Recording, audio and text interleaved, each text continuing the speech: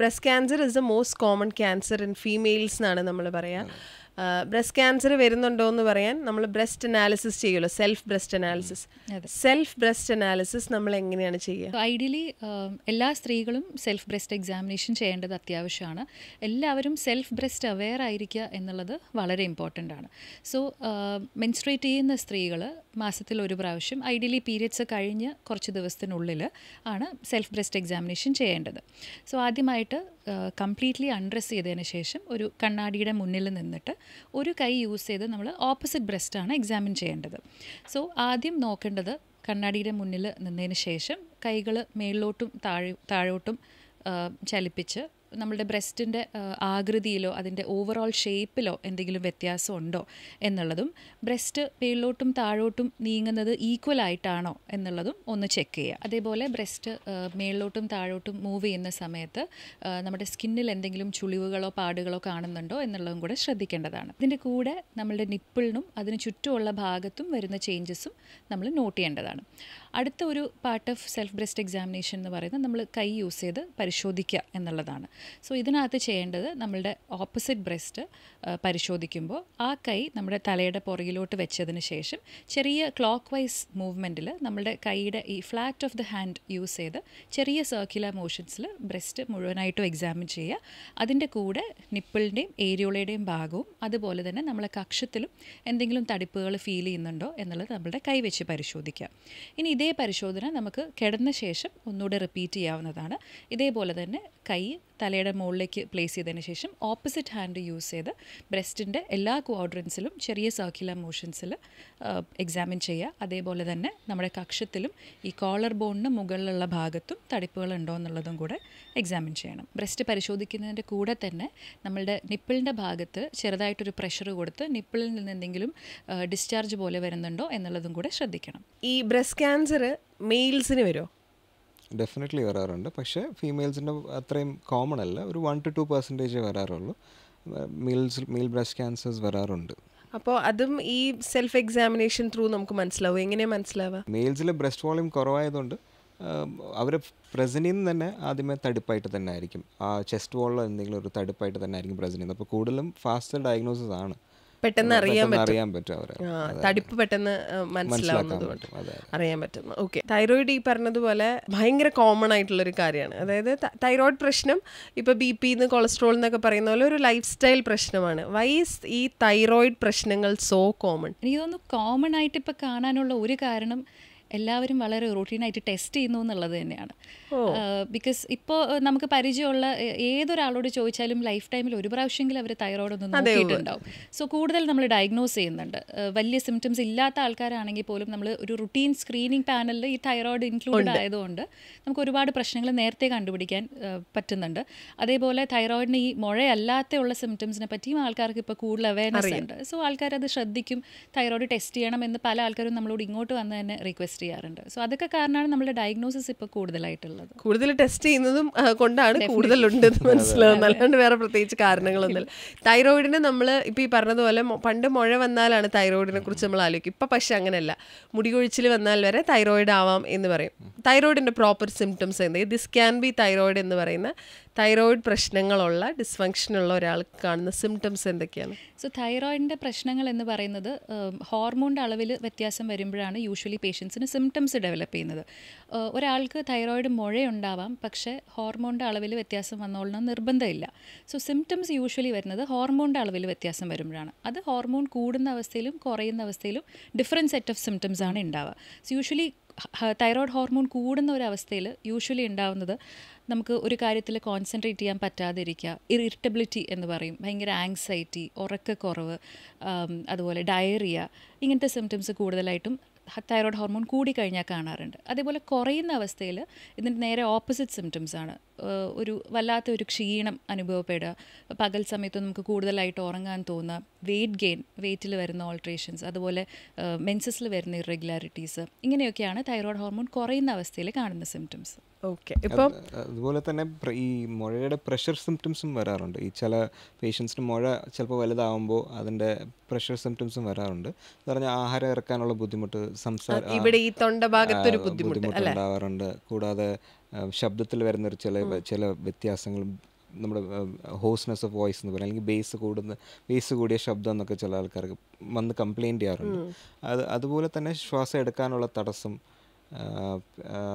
എല്ലാം breathing difficulty on and of കൂടി വരുന്നുണ്ടെന്ന് ചില പേഷ്യൻസും വരാറുണ്ട്. സോ ഇത് മുഴ കാരണം വരുന്ന പ്രഷർ സിംറ്റംസ് നമ്മൾ പറയും, അത് ആ ഒരു സിംറ്റംസും കൂടി വരാറുണ്ട്.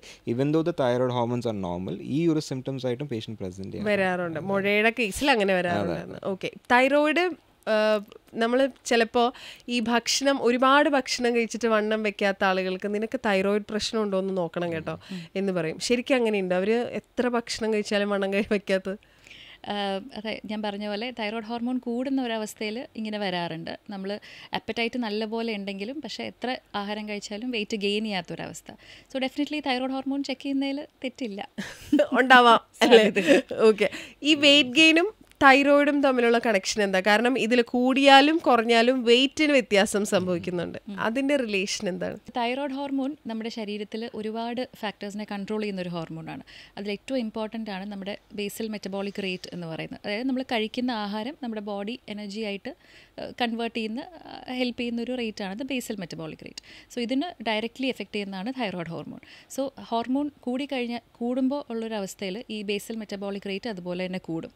അതായത് നമ്മൾ കഴിക്കുന്ന ആഹാരം കൂടുതലായിട്ട് എനർജി ആയിട്ട് കൺവേർട്ട് ചെയ്യും. അത് കാരണം നമുക്ക് വെയിറ്റ് ഗെയിൻ ചെയ്യാത്തൊരവസ്ഥയിലേക്ക് മെലിഞ്ഞു വരും. അതെ, സെയിം തിങ് ആണ് ഹോർമോൺ കുറഞ്ഞു വരുന്നുള്ളൊരവസ്ഥ.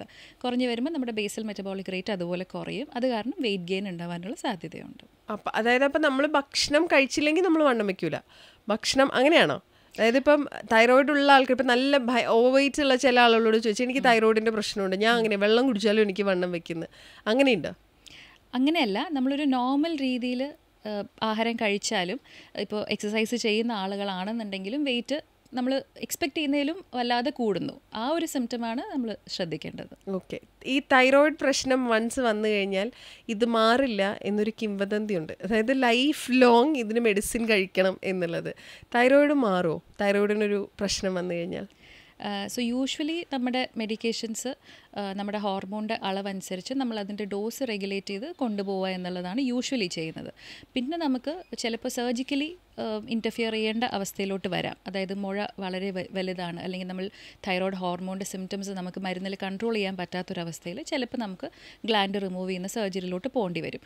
അങ്ങനെയാണെന്നുണ്ടെങ്കിലും നമുക്ക് ഈ തൈറോയ്ഡ് ഹോർമോൺ റീപ്ലേസ്മെൻറ്റ് ടാബ്ലറ്റ്സ് അത് നമ്മൾ ലൈഫ് ലോങ് എടുക്കേണ്ടതായിട്ട് തന്നെ വരും. ഓക്കെ, ഇപ്പോൾ ഈ പറഞ്ഞതുപോലെ തൈറോയിഡ് ഗ്ലാൻഡ് റിമൂവ് ചെയ്യും എന്ന് പറഞ്ഞില്ലേ, അങ്ങനത്തെ അവസ്ഥകൾ വരുമ്പോൾ ഈസ് ഇറ്റ് ഓക്കെ അത് റിമൂവ് ചെയ്യുന്നത്? തൈറോയിഡ് ഗ്ലാൻഡ് റിമൂവൽ നമ്മുടെ ബോഡിക്ക് പെർഫെക്റ്റ്ലി ഓക്കെ ആണോ?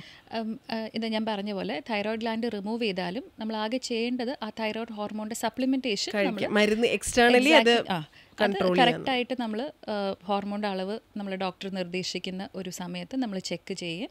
അതിനനുസരിച്ച് ഹോർമോണിൻ്റെ ടാബ്ലറ്റിൻ്റെ ഡോസ് അഡ്ജസ്റ്റ് ചെയ്ത് അത് നമ്മൾ ലൈഫ് ലോങ് കഴിക്കേണ്ടത് അത്യാവശ്യമാണ്, if the whole gland is being removed. അതല്ലാതെയുള്ള സർജറീസ് ഉണ്ട്. ചിലപ്പോൾ തൈറോയിഡിന് ഒരു ഭാഗം മാത്രം റിമൂവ് ചെയ്യുന്ന സർജറി നമ്മൾ ചെയ്യാറുണ്ട്. അങ്ങനത്തെ അവസ്ഥയിൽ ചിലപ്പോൾ ടാബ്ലറ്റ്സിൻ്റെ ആവശ്യം വരാറില്ല.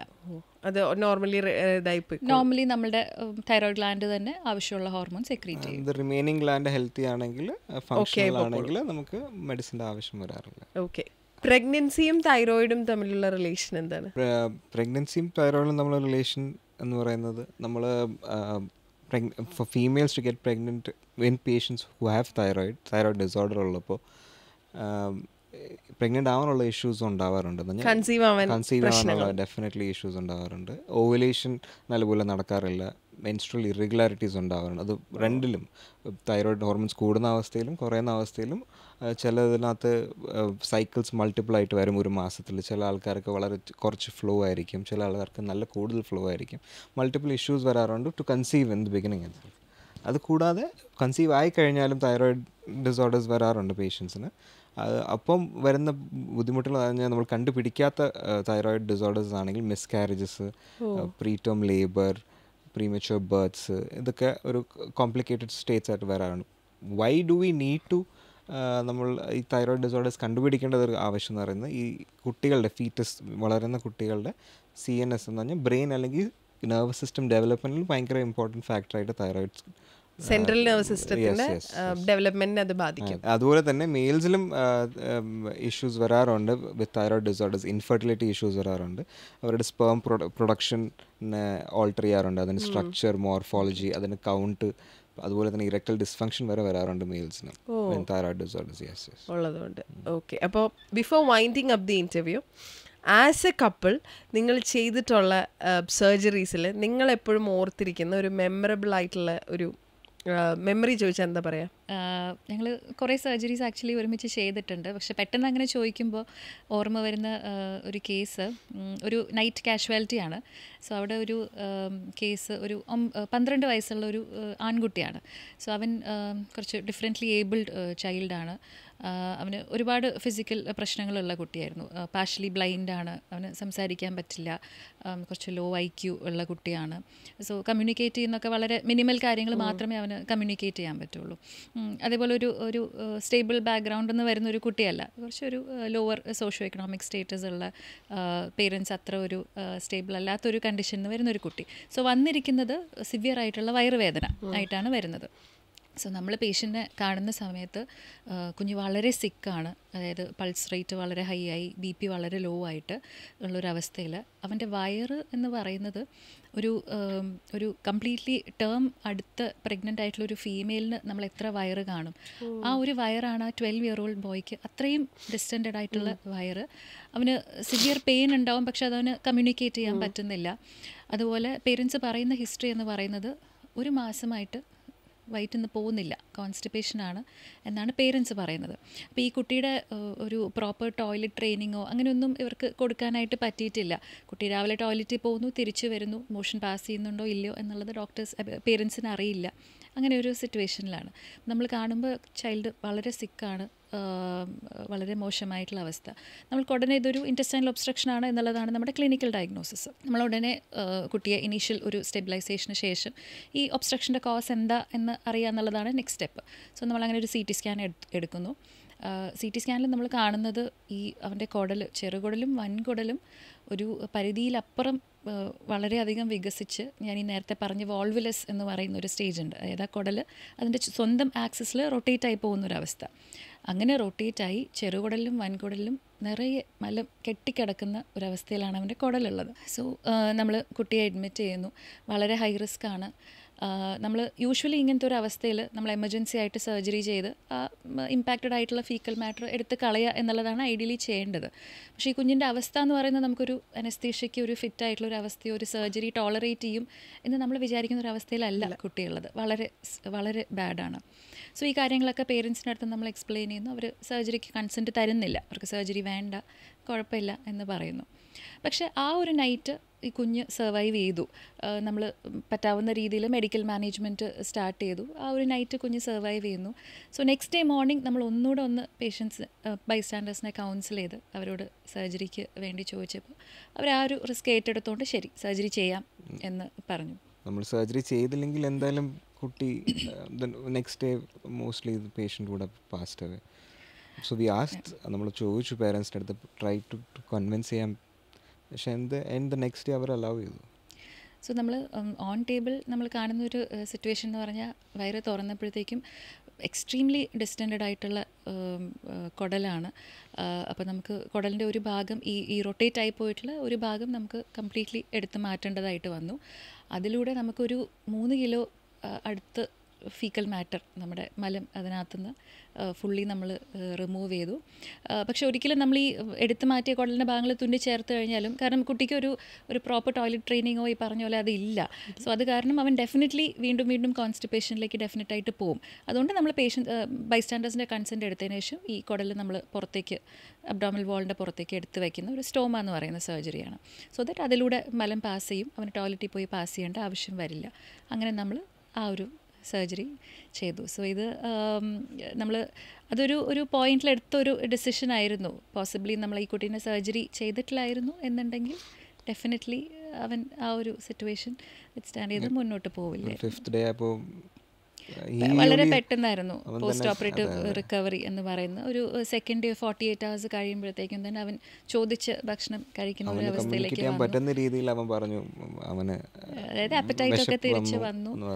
ആ ഒരു രീതിയിൽ. And on the 5th day post operative operation കഴിഞ്ഞിട്ട് 5ാമത്തെ ദിവസം ഈ വെന്റ് ഹോം. അത് കഴിഞ്ഞപ്പോഴെങ്കിലും മീറ്റ് ചെയ്തിട്ടുണ്ടോ? ഇല്ല. റിവ്യൂ വന്നിട്ടുണ്ട്. കഴിഞ്ഞിട്ട് പോസ്റ്റ് സർജറി ഒരു റിവ്യൂ ഉണ്ടാവും. പക്ഷെ അതിനുശേഷം പിന്നെ വന്നിട്ടില്ല. I don't know. Hill be fine അല്ലേ? അങ്ങനെ ഇരിക്കട്ടെ. അപ്പോൾ ഇനിയും അതുപോലെ ഒരുപാട് കേസുകൾ പറയാൻ നമുക്ക് വീണ്ടും മീറ്റ് ചെയ്യാം. താങ്ക് യു സോ മച്ച് ഇത്രയും ബിസി ഷെഡ്യൂളിൻ്റെ സമയത്ത് നമ്മളോട് വന്ന് സംസാരിച്ചത്. Thank you.